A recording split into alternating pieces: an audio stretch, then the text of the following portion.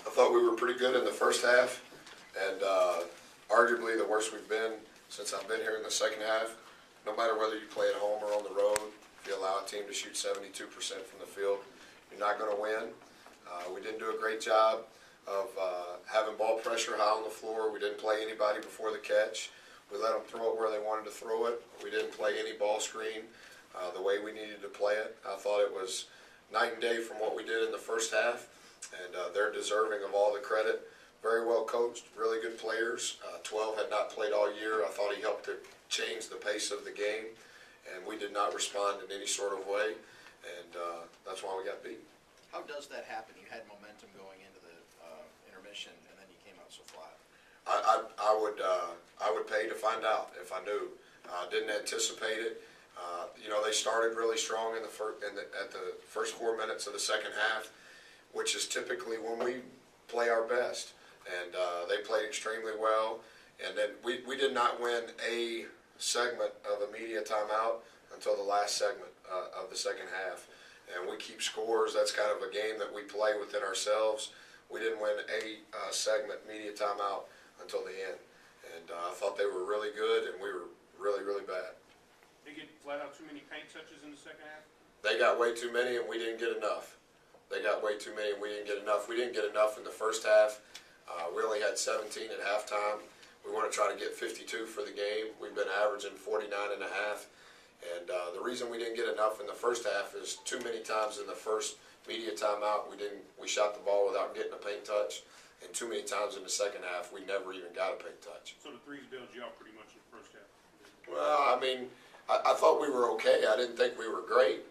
We didn't shoot. I don't think the number of threes that we shot is too exorbitant considering our roster.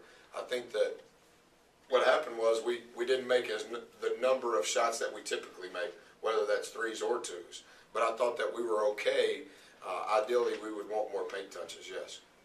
Are you concerned with the way your guys are responding to adversity in the second half? Second straight game with letdown, double-digit point lead.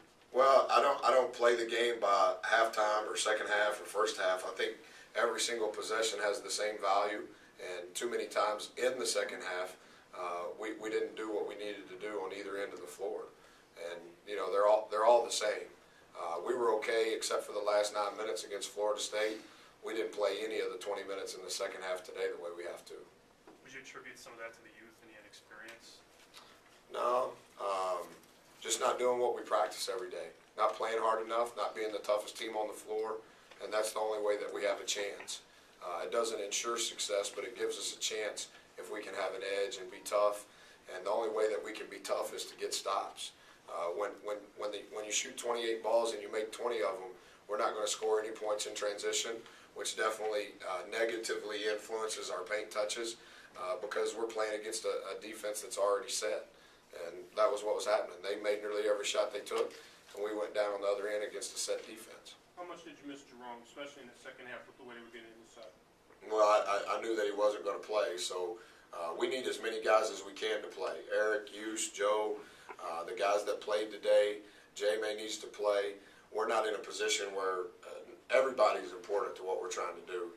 We've been playing 4-on-4 all week, and I don't know if that's necessarily good or bad. In some ways it's really good, but it is what it is. So that's not why we got beat. We got beat because we couldn't get stops.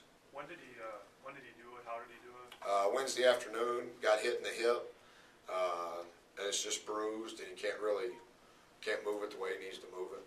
Is he considered day-to-day at this point, or? Probably. You protected the ball well in the first half, but doubled the turnovers in the second half.